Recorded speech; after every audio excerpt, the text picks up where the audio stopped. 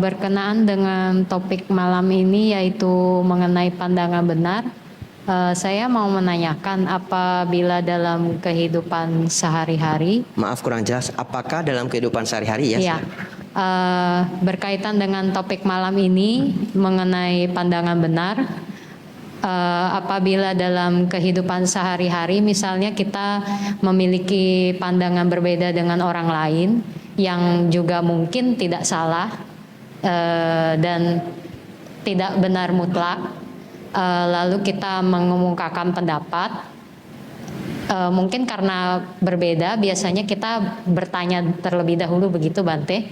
Tapi apabila pandangan kita seumpamanya tidak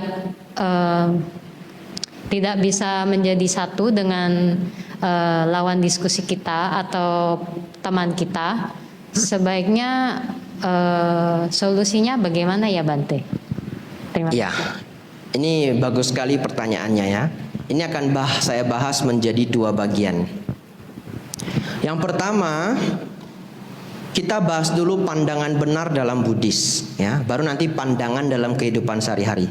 Karena ini sebenarnya dua hal yang berbeda. Kalau pandangan benar dalam Buddhis,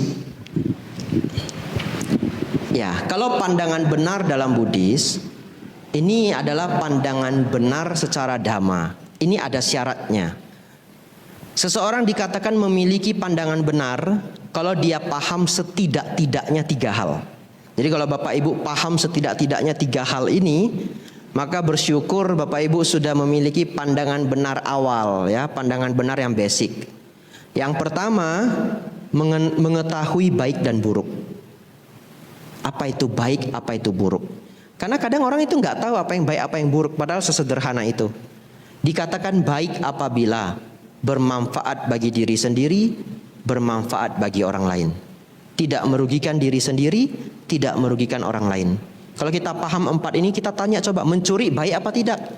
Merugikan orang lain, tidak baik. Membunuh baik atau tidak? Oh, merugikan orang lain, tidak baik.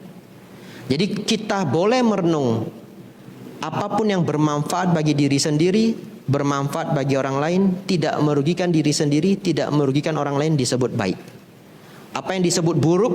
Buruk apabila merugikan diri sendiri dan merugikan orang lain. Ini syarat pertama. Syarat kedua, memahami hukum kamawipaka. Karena tidak semua orang paham hukum kamawipaka. Oleh karena itu kemarin ceramah saya mengenai hukum kamawipaka. Berharap Bapak Ibu jadi paham. Hukum kamawipaka itu bagaimana? Seseorang berbuat baik akan berbuah kebahagiaan. Berbuat buruk akan berbuah penderitaan. Yang ketiga, dia paham empat kebenaran mulia secara sederhana. Ya, karena kalau secara komplit memahami empat kebenaran mulia secara komplit itu adalah pemahaman seorang arahat.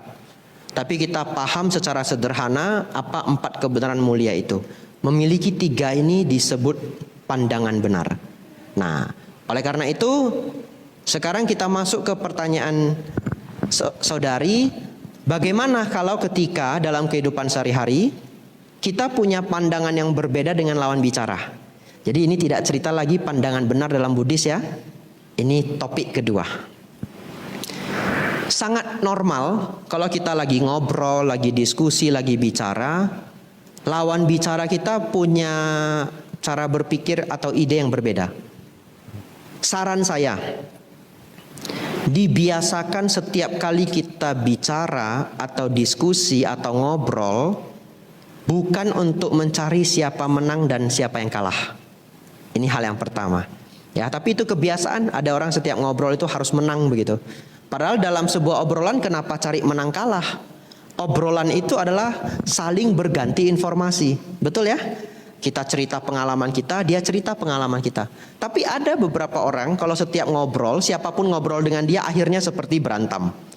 Karena dia tidak bisa terima ide orang. Tapi bagaimana kalau kita ketika diskusi orang lain atau lawan bicara kita punya ide yang berbeda? Saran saya, tidak dibantah dengan pernyataan, tapi diberi pertanyaan. Contoh, kalau ada orang yang tiba-tiba mengatakan, Misalkan,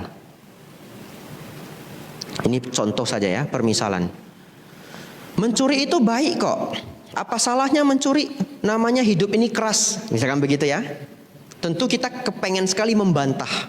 Tapi salah satu cara membantah yang baik, membantah yang bermanfaat adalah memberi pertanyaan ke dia. Jadi kalau misalkan pas barang kita yang dicuri, baiknya di mana? Begitu ya. Kemudian kita lihat bagaimana responnya. Tapi kalau ternyata dia memang sangat tidak bijaksana dalam setiap ucapannya, ya jangan berdebat dengan orang bodoh. Ya, jangan berdebat dengan orang bodoh. Iya saja lalu pergi, atau diam saja lalu pergi. Karena kadang kalau kita berdebat dengan orang bodoh nggak ada habisnya. Tapi kalau dia adalah orang yang masih bisa diajak untuk memberi reason, kalau ketika kita diskusi, ngobrol, bicara, lawan bicara kita ada pandangan yang berbeda, berikan dia pertanyaan.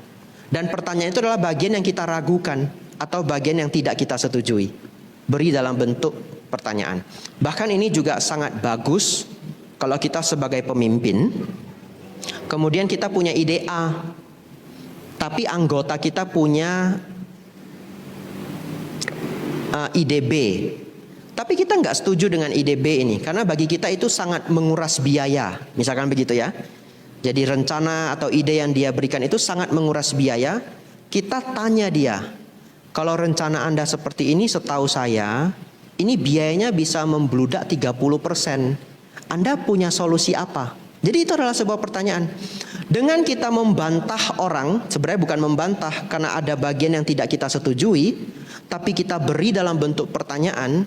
Di situ kalau ternyata kita yang salah, kita tidak terlihat bodoh. Malahan kita mendapatkan informasi.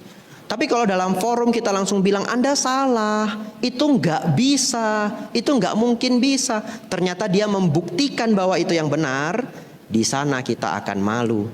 Jadi cara yang paling baik, kembali lagi ke pertanyaannya, kalau lawan bicara kita pandangan yang berbeda, bertanya. Berilah pertanyaan agar kita mendapatkan pengetahuan. Kalau memang dia benar.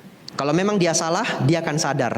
Setelah kita beri pertanyaan dia, iya ya, lebih boros ya 30%, iya ya. Dia akan sadar. Kira-kira seperti itu ya. Ya, anumodana pertanyaannya.